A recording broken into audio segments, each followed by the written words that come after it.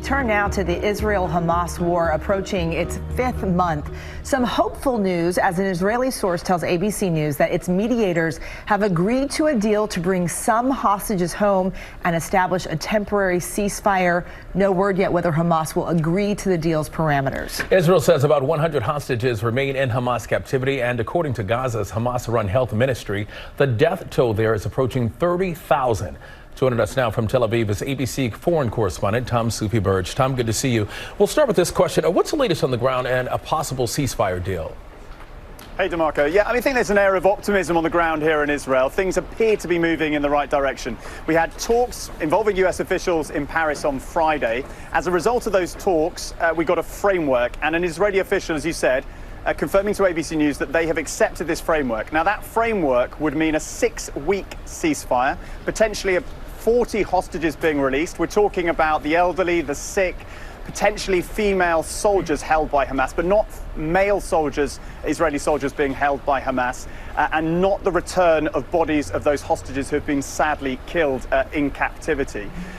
In return, Israel would release hundreds of Palestinian prisoners. The IDF potentially redeploying in Gaza, but not withdrawing from the Strip completely. Now, talks are ongoing this week. The political head of Hamas is in Qatar right now for talks. These are very sensitive, tricky negotiations. They're ongoing. There's a lot more work to do, but things appear to be moving in the right direction. Yeah, there's a lot at play, including the holy month of Ramadan begins soon. The King of Jordan warning that fighting during Ramadan could expand this conflict. Is that a factor in this whole ceasefire deal? Yeah, Eva, it's definitely a factor. I mean, look, Ramadan is a sensitive time. The month of Ramadan, it's a very, very important time for Muslims all around the world. It's sensitive in this region. The chance of escalation, not only in Gaza, but in the broader Middle East during that period, does go up. It has, I think, the beginning of Ramadan, so that's 2 weeks today, March the 11th, it has become a kind of target which both sides of negotiators are working towards. It's not a hard and fast deadline, but certainly there is an impetus to try and get a deal before Ramadan begins. Tom, the Israeli Prime Minister Benjamin Netanyahu says that despite being delayed by the ceasefire, Israeli forces will move into Rafah. That's the southern Gaza city where more than 1 million people are now being sheltered in place there. What's the latest on those plans? Yeah, DeMarco, so what's happened this morning is that the Israeli War Cabinet is considering a plan put forward by the IDF to move civilians out of that area. Now, we're talking, as you said, more than 1 million, potentially about 1.4 million people concentrated in that southern part of the Gaza Strip. These are people, many of them, who have fled from other areas throughout the course of the war. What we don't have from Israel is the detail. How they're going to move such a huge number of people, where are they going to move them to? And the White House over the weekend saying it had not seen the plans from Israel either. In fact, the national security spokesperson, Jake Sullivan, saying no Israeli military plan or operation should happen in Rafah before there's a credible and executable plan to protect civilians, the huge number of civilians in that area where the humanitarian need is acute. Yeah, let's talk about that humanitarian need. A lot of people calling it a humanitarian crisis. What's the latest on trying to get aid into that area?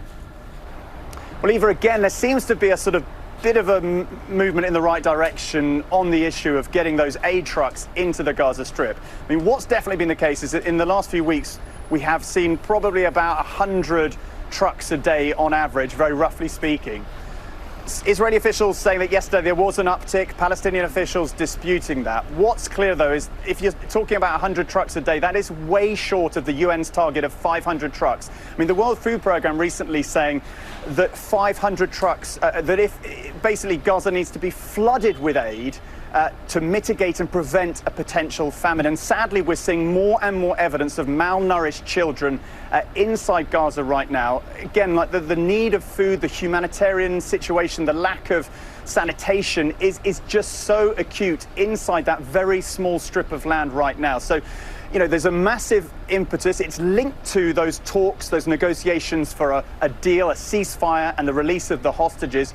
the aid getting into Gaza is one of the factors of that kind of bigger picture, if you like. And Israeli officials also saying that they are considering opening an additional crossing point into the Gaza Strip. And if that were to happen, that would be another move in the right direction. One thing is for sure, the world is watching. ABC's Tom Soufi Burridge. Tom, thank you and good to see you. We appreciate it. You too, guys. Well, hey there, GMA fans. Robin Roberts here. Thanks for checking out our YouTube channel. Lots of great stuff here. So go on, click the subscribe button right over here to get more of awesome videos and content from GMA every day, anytime. We thank you for watching, and we'll see you in the morning on GMA.